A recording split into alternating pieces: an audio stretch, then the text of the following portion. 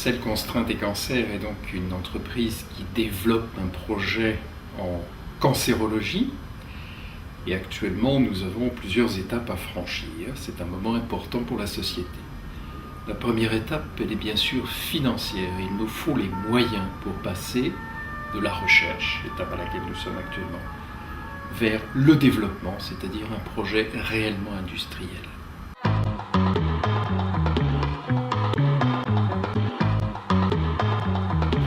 Il nous faut tout d'abord lever ces fonds que nous estimons à peu près 1 200 000 € pour franchir cette étape vers le développement. Et pour cela, avec l'association Love Money, nous lançons un plan de communication pour parler à nos anciens actionnaires, faire le point avec eux, et également pour trouver de nouveaux actionnaires. Je vais rapidement vous développer où nous en sommes, vous montrer ce que nous avons fait, ce que nous voulons faire. Nous avons montré que ce procédé breveté fonctionne dans un modèle de cancer humain greffé chez la souris.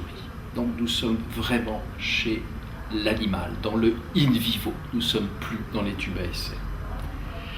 Ce que nous voulons faire, c'est la même chose, mais dans un modèle un peu différent, toujours en greffe chez l'animal, mais cette fois-ci, greffe de cancer du pancréas humain dans le pancréas de souris.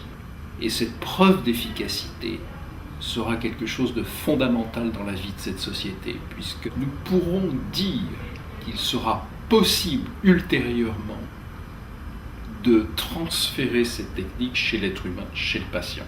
Et c'est là où le processus industriel commence.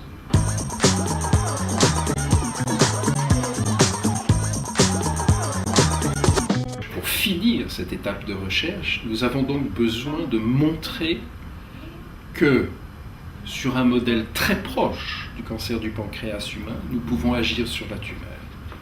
Je vous promets qu'il s'agit là d'une énorme évolution dans l'actuel traitement du cancer du pancréas. Aujourd'hui, en effet, ces patients sont pratiquement sans ressources, avec très peu de possibilités de les guérir, moins de 5%. Bon, il s'agit d'une maladie non seulement très grave, mais également maintenant très fréquente. Plus de 7000 cas l'année prochaine en France. Nous avons également besoin de nombreuses collaborations. En effet, le procédé que nous développons possède la caractéristique de ce qu'on appelle une innovation de rupture, c'est-à-dire que c'est en rupture avec ce qu'on disait jusqu'ici sur la meilleure manière de traiter ce type de cancer. Les choses progressent.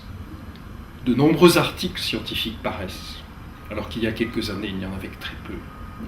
Et récemment, je vous donne un exemple, nous venons d'apprendre qu'à Singapour, vient de se créer un institut de mécanobiologie avec environ 150 chercheurs.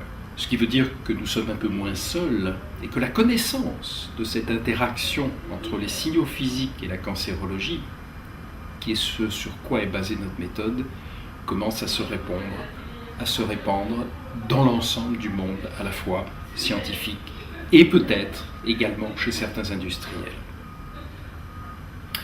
Nous avons également besoin de ressources humaines. Il faudra embaucher des gens de très bon niveau.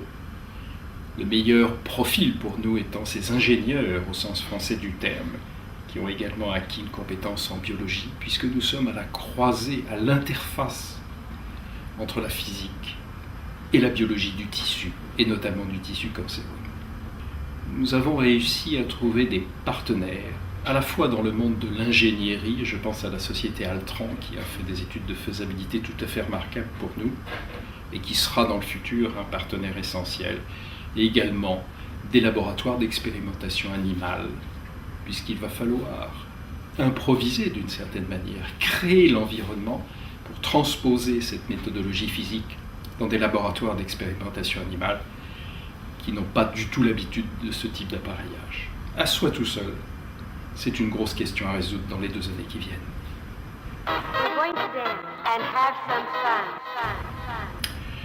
Alors, message d'espoir, d'abord pour les patients, ça bouge. Au-delà des méthodes traditionnelles, chirurgie, radiothérapie, chimiothérapie et maintenant thérapie ciblée, d'autres ouvertures se profile à l'horizon immédiat. Thérapie cellulaire, immunologie et l'oncologie physique, cette spécialité que nous essayons de développer. Message d'espoir également pour l'entreprise. En effet, actuellement, nous valorisons l'action à 100 €, dont 80 de prime d'émission. Nous attendons avec beaucoup d'impatience la publication de l'article scientifique que nous avons fait à partir des expérimentations menées jusqu'ici, qui ont amené jusqu'à la preuve que notre concept était valide. Et bien sûr, les primes d'émission augmenteront, et probablement même très rapidement, en fonction des différents résultats et des différentes étapes que nous franchirons. Donc c'est un message d'espoir également pour nos actionnaires, anciens et futurs, et pour nos futurs partenaires, investisseurs et industriels.